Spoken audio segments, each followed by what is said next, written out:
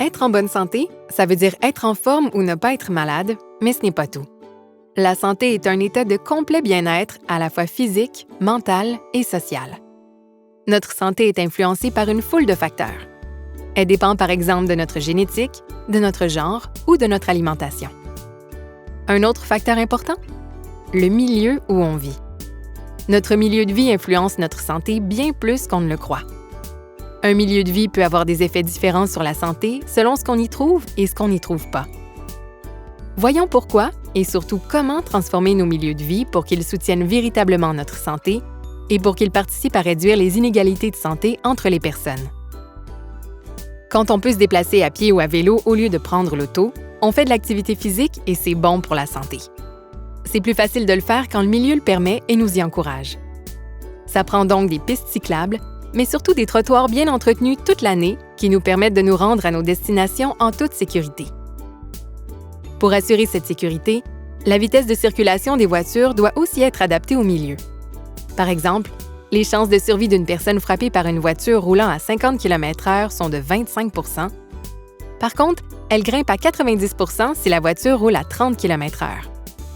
Pour inciter les conducteurs à ralentir, le plus efficace est de rétrécir les voies. Prendre le transport collectif, c'est aussi rester physiquement actif.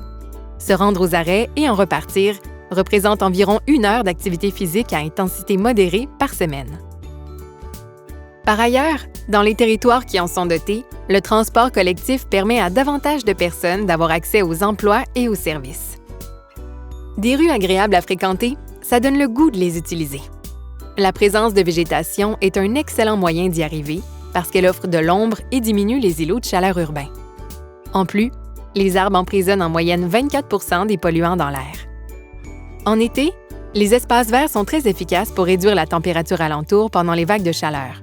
Ils présentent plein d'avantages, surtout s'ils contiennent des sentiers ou des équipements de sport et de loisirs. On sait par exemple que le contact avec la nature diminue les risques de maladies cardiovasculaires, de stress, d'anxiété et de dépression. Les places publiques sont des lieux de rassemblement où l'on peut rencontrer nos amis et nos voisins et voisines. Elles participent à briser l'isolement social, à développer un sentiment d'appartenance à notre quartier et à maintenir une bonne santé mentale. Pour s'épanouir et rester en bonne santé, l'accès aux emplois, aux commerces et aux services est essentiel.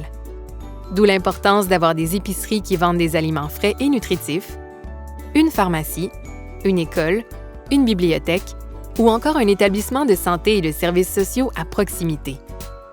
Et si on peut s'y rendre à pied, c'est encore mieux. La proximité a des effets concrets sur la santé. Par exemple, les personnes qui habitent un secteur avec des épiceries et des marchés tendent à manger plus de légumes et de fruits. Notre habitation est bonne pour la santé quand elle est salubre, de taille suffisante pour le nombre de personnes qui y vivent et avec un accès à un espace extérieur à proximité. C'est aussi un véritable chez-soi où on se sent bien. Un autre facteur non négligeable, le coût. Quand on doit dépenser plus du tiers de notre revenu pour se loger, il y a des risques que ça empiète sur notre capacité à répondre à d'autres besoins essentiels, comme l'alimentation.